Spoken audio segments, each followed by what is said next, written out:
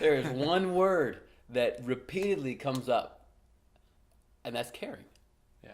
It's caring. It's the coaches who are successful here. Yeah, they know a bunch of stuff, but it doesn't matter what they know because they care so dang much.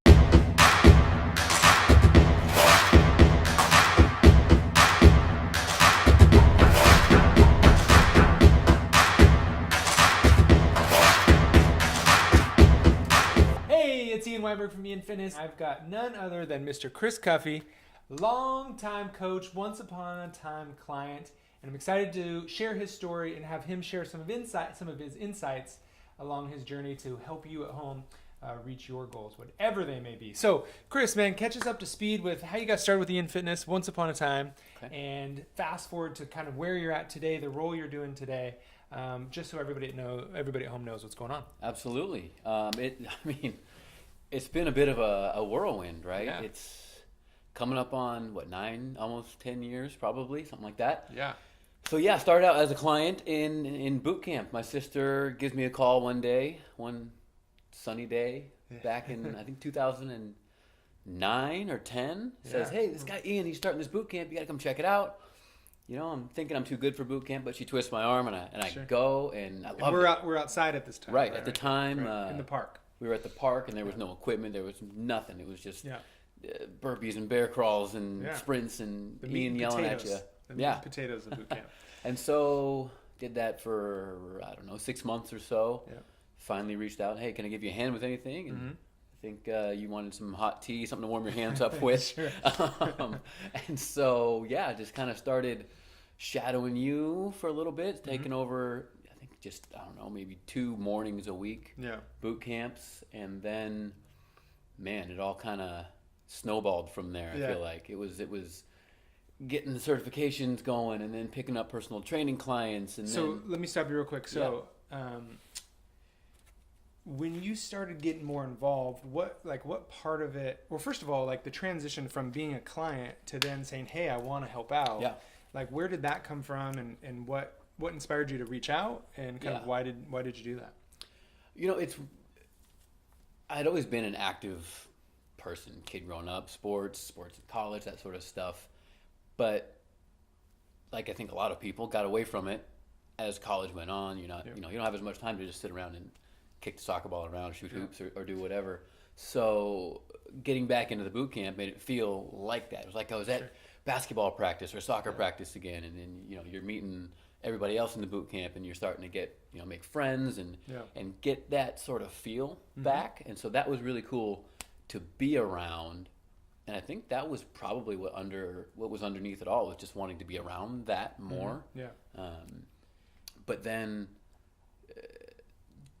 just thinking that, hey, I saw you doing it, and certainly you were motivating, and I thought perhaps I could do that hey, too. If this guy can do it, I can do it, no problem. Got it. So like, hey, at least I could give it a shot. Maybe I could, But no, in all seriousness, you made a difference for me, providing not only that atmosphere, but certainly the workouts and the relationships and just the change overall in me from somebody who didn't have, that there was a missing piece, right? That kind of athletic piece that I had in my life with team sports and stuff like that.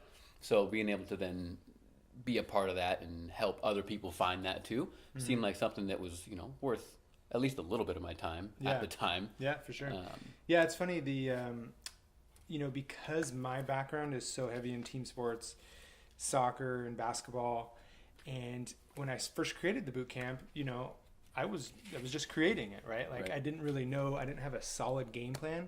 I felt that. Yeah, But I did know I wanted to make it feel like a team, because there's something special about that, especially for those of us who has played sports growing up. And then also for those folks who haven't, I know that they've reached out to me. I'm sure you've experienced the same thing, where it's like, I never was part of a team, and it feels great to be part of a team, part of a community that does that. So that's really cool. So you got on board. I reluctantly said, yes, you can help out. No, I was very gracious for the opportunity to work with you. And then obviously, we're talking 9-10 years ago, and here we are today. You're still working with the company. So catch everybody up to speed, kind of what your role is today and kind of what that looks like. And did you see that coming? Not even a little. Okay. Didn't see that coming at all. So the role today as we call it, is regional manager. I don't know what that means. I don't know if you know what that means, but no. I look at it more as helping certainly IanFitness, but the individuals, the managers, the team as a whole, the coaches succeed in what we do, and that's the world-class boot camp sessions, personal training sessions, and certainly helping us grow in a way. I do a lot of the interviewing and hiring, and so who we bring onto the team, I think, is really important. Yeah. Because I think there's certainly a lot of people in the fitness industry who are tremendously knowledgeable. Yeah. But there's a missing piece for a lot of those things. So I think who we have on this team is part of why we've been super successful. And it started, with you. And that was kind of a culture that you built, and then certainly I came on, and other folks who've been here for a long time fit in really well, and I think that's a really important piece and part of what separates us and what we can bring to the clients in terms of their success. So what do you think that missing piece is? You mentioned that, and I've experienced it well, where we've interviewed with coaches or trainers that have had, 3 to 4 different certifications and 2 to 3 different degrees, but there was kind of that missing piece. And what do you think that missing piece is, and why do you think it's so important when it comes to coaching clients? It's funny you say that. I think when I'm sitting down with a coach, there's one word that they keep, that the successful ones, the ones who end up coming on board, staying on for a long time, helping hundreds of clients, thousands of clients. If you're getting ready for an interview with us, it sounds like you should pay close attention to this. There's one word. There's one word that repeatedly comes up, and that's caring. Yeah. It's caring. It's the coaches who are successful here. Yeah, they know a bunch of stuff, but it doesn't matter what they know because they care so dang much about everybody that they're interacting with, whether it's a client, other coaches, you, me, the person walking down the street. Yeah. I think that's one of the big differentiating factors. Yeah. Because, as you know, we've got a number of clients coaches who were clients before. Totally. And they felt that, and they care about what we do and how like yourself. Myself, exactly. Yeah. I think... it's interesting because just on the surface, it would seem like the more knowledge you have within the industry, the better coach you might be. But it seems like it's actually, the reality is actually the level of the ability that you can connect with a client and that you can make them feel comfortable and enjoy the experience. And there has to be knowledge surrounding that.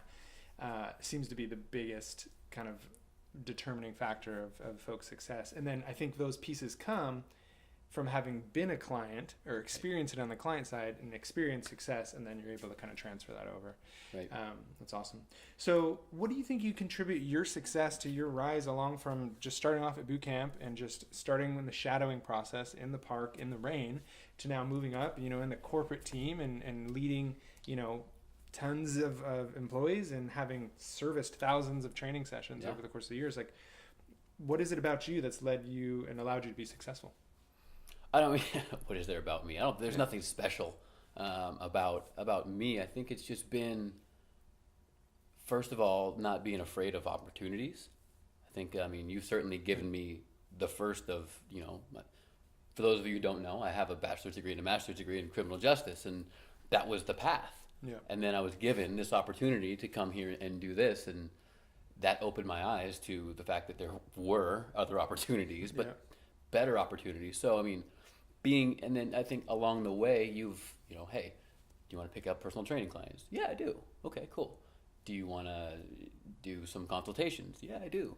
Would you mind interviewing this person? Yeah, I do. And so there's just been a repeated cycle of just, yes, I would like to do that. Yeah. So that's part of it. I think another part, though, is, I just talked about it, is caring. And let me ask you a quick question. So it sounds like saying yes to opportunities was a big one, and kind of saying yes in general, and I totally agree with that. But what if, what about the people at home that might want that opportunity and it might sound good, but they're not ready? Did you feel like every time an opportunity was presented for you, I don't care if you're ready. Were you ready? And how did you kind of address that feeling of maybe not being ready if it was a new thing for you to do or a new level of responsibility? Yeah, I hadn't really thought about that.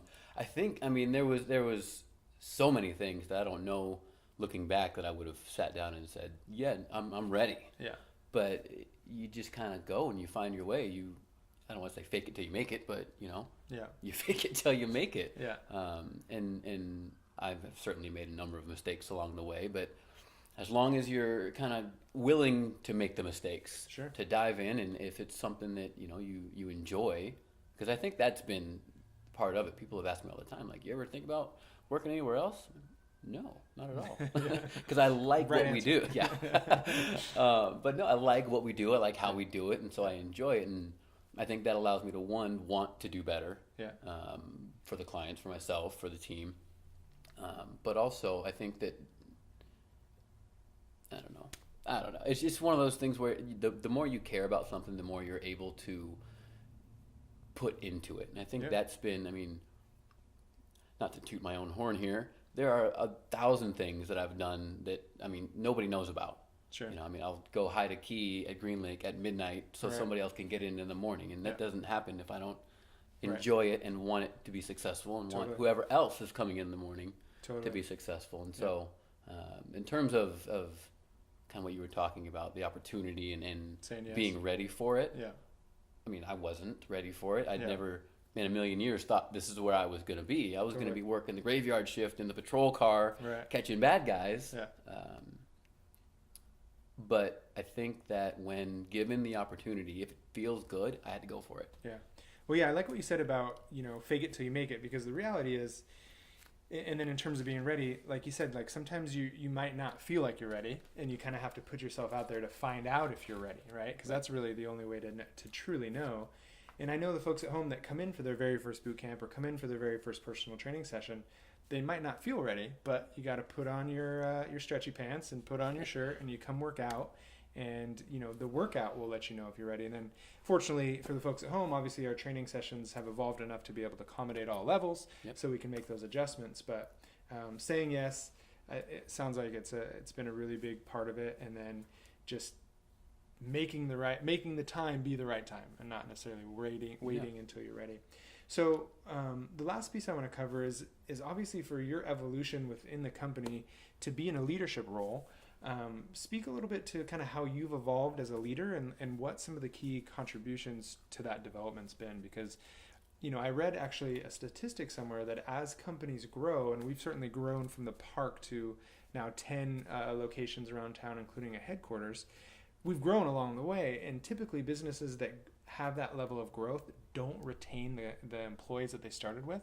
And so obviously you're still here, and a couple other folks are still here too, but what would you say your kind of the biggest contributors to your level of leadership development's been? Yeah, I think, and share your favorite leadership quote too, because I like it and I always get it wrong. I'm not sure which one you're talking about. A leader of one. Well, yeah, there's that. A leader of one, a leader of many. If you can't lead one, then you can't lead any. I love it.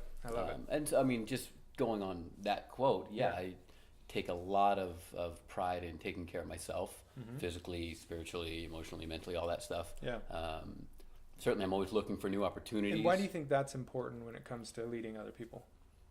Just like if I can't hold myself to a certain standard, I don't feel right holding others to that same standard.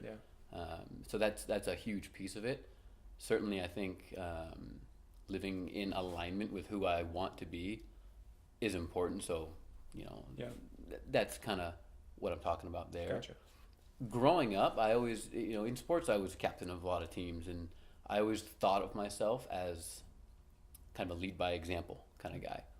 Could do my thing and perform well, and everybody else will just look at me and go, I should do that. Yeah. And I've had to learn that's not, no, that's not always how it works. So there's learning who I was an important first step to growth in my own role in leadership. So, and then taking advantage of opportunities. Again, I've been saying this this whole time we've been talking, but there have been dozens of conferences, right? I can't even name all the books that I've read on and it's not just leadership; it's time management, it's personal development, right? All kinds of different topics. All that, and then I think you're the one who said, never settle, never peak. Yeah. And so it's always been this constant,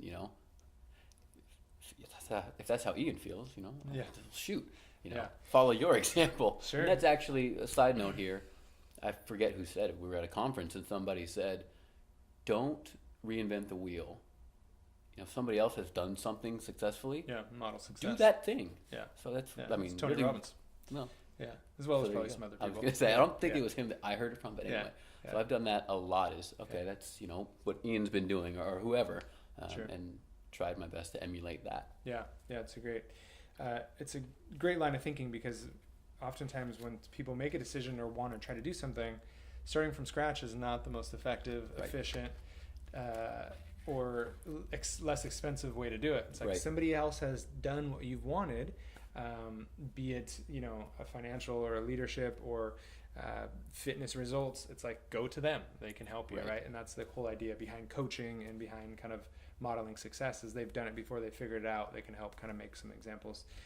So that's great. Yeah, I think and back to that study I referenced, the employees that maintained their employment with the company that grew were the ones that focused on self-development, because what got you here, it won't get you there. So, you and I are not the same person that were running boot camps in the park. We've had to evolve. We've had to kind of level up. And that comes from experience, but it also comes from learning from outside sources. So that's great. So you mentioned a couple books. To finish up here, share, your 3 favorite books, not necessarily on leadership, but just on kind of personal development in itself, that will help people kind of level up for themselves, whether they want to become better leaders or they want to be more disciplined around what they're trying to do, and just kind of to get better. Yeah, I think there are certainly, there's so many. I always kind of start with 3, and I'll throw in a 4th. Bonus. Yeah. Over-deliver. Over-deliver. Providing value. But the first one is called The Power of Positive Thinking. And it's certainly about mindset and the way you think and self-talk and all that. And for those who want to check it out, it does have a little bit of a religiousness to it. So, if you're into that, go for it. If not, insert whatever needs to be inserted there for you to take home the point. But, that was huge, I think, because of a lot of the negative mindsets and self-talk that certainly myself, less so now, but still gets into. So that was a big one for me. Then How to Win Friends and Influence People. Yeah, one of my favorites. Super duper, foundational stuff as far as just person-to-person interaction. Which we required middle school reading. Right, right. I told my wife that if I had to create like a charter school or something like that, those would be the first books assigned. And then Think and Grow Rich was another one. Napoleon Hill, great read, just about mindset and being able to move forward and become more. And then the bonus book, though, is one I think that you probably know is coming, but it's become somewhat of a I don't know what I'm trying to say there, but must read if not for nothing else. But it's called Extreme Ownership. And it really resonated with me. Not so much because, as you know, it breaks up into kind of military stories and then business applications. And I'm a guy and I like the military stories and all that. But really, it's the take-home points that I'm sitting there like, yes. I found myself doing that a lot with that book, because it was all about. I'm one who, like I said, leads by example. I'd like to do my thing and do it to the best of my abilities, and I think that's one of the points of that book, is that you're in control of you, and you can take control over what you can take control of. I really enjoyed all those books, and definitely the Extreme Ownership one. I think it's become kind of like a mantra or rallying cry within our company, within our leadership group, right? But what I really liked about it, the aha moment seemed like he was able to articulate things that I felt or believed or kind of thought about, and I was like, yes, that's I know that, and like you put it in words for me. Thank you very much. The military has a term for that. That's been great. And then I think it's important to kind of draw out the fact that all the books that you chose were around mindset.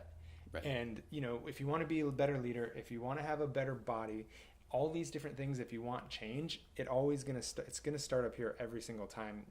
For it to be lasting, sustainably change, you can have some quick fixes and some band-aids, but if you want it to be sustainable and 10 years worth, it's got to start upstairs in the mindset. So I think that's a great insight to pull from your choices there. Well, thank you so much, Chris. I'll see you real soon. Sounds good. All right. Good interview.